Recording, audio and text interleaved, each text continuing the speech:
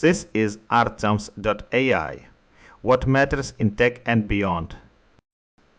AI is moving faster than our ability to secure it or even define our roles within it. From hijacked accounts to the erosion of professional expertise, the gap between capability and control is widening.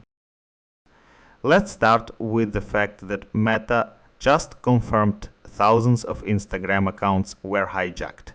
What's most interesting here is that hackers did not use a complex exploit into resetting passwords for over 20,225 people.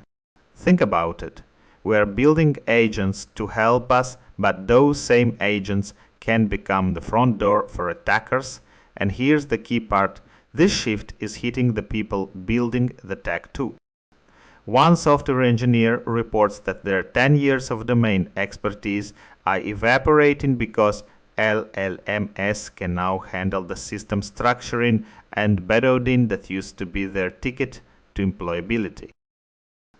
Which brings us to the next story, where the institutional mood is shifting just as fast. Bytoka has returned to around $60,000, but the reaction is different this time. In February, investors bought the dip, but last week, spot ETFs saw net outflows of $1.72 billion. What does this mean in practice? It means the big money is becoming more bearish, while Michael Saylor is hinting at more purchases for strategy. Other firms like Abra are betting that the real wealth is not in the price of the coin. They are moving toward yield-bearing products like BTCAF to attract Wall Street. But the friction is not just financial, it is geopolitical. The Pentagon has reportedly raised the counterintelligence threat level for Israel to critical.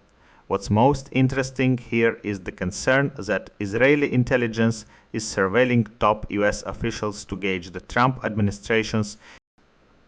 This creates a strange paradox where intelligence sharing remains strong, but trust is fraying. At the same time, the US government is trying to codify the crypto space with the House Ways and Means Committee circulating 7 and finally. Let's look at the tools we use to build all of this.